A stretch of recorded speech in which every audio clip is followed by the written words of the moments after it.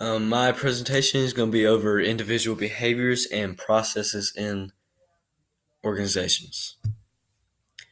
First off, what are individual characteristics?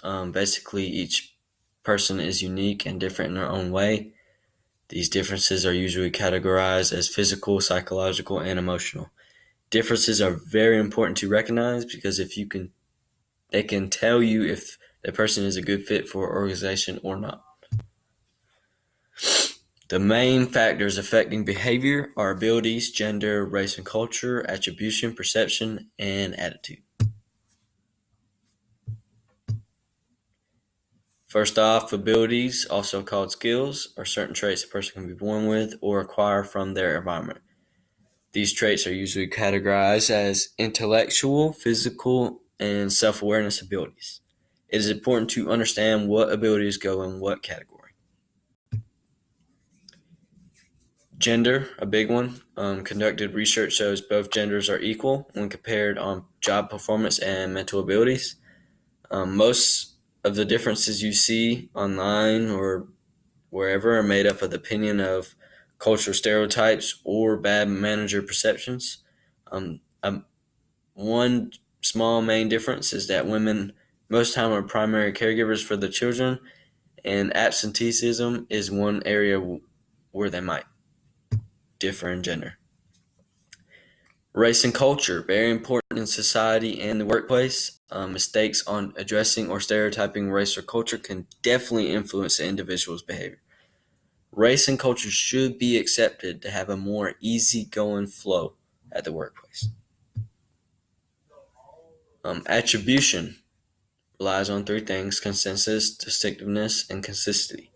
Consensus is really how people in the same situation might react the same. Distinctiveness is when people's behavior can be associated to situations of personality. And last, consistency is how often that person behavior occurs like that. Perception goes off our senses. In general, is the process of transforming sensory stimuli into meaningful information. Consists of our basic senses, also includes some others, like the ability to understand which language you are hearing and also to understand other individuals and groups of your social world.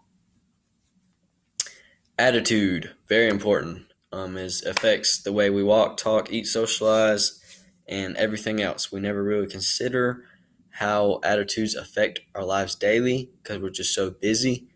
Since most everyday life is at the workplace, it is important to recognize the attitudes and understand how you can change them and make them more positive, if negative already.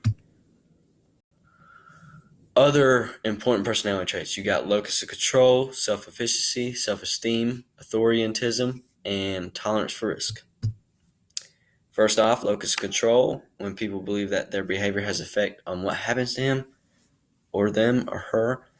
Two types, internal, external. Internal, basically you have control over your life and you base your success off your actions, nobody else's. External, totally the opposite.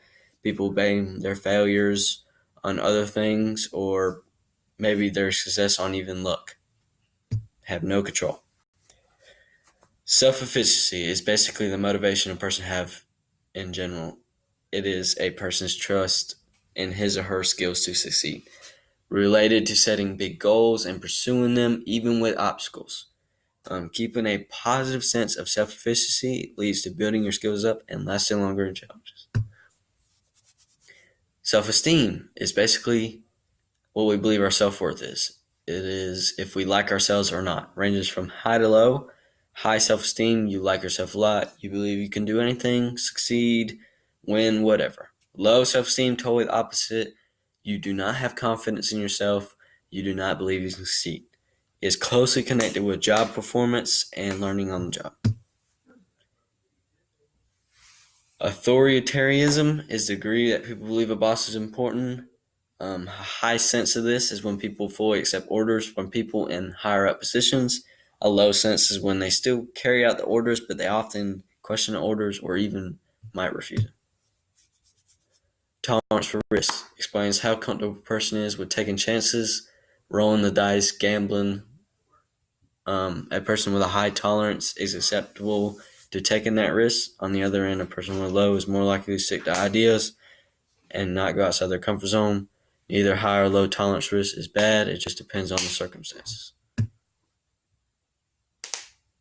Summary: recognize different behaviors is important because it allows people to understand each other and allow for a smooth flow at work. Nobody is ever going to be the same, so strategies have to change in order to create a team. Just like the rowing team at the bottom, they're working together to get to where they got to go.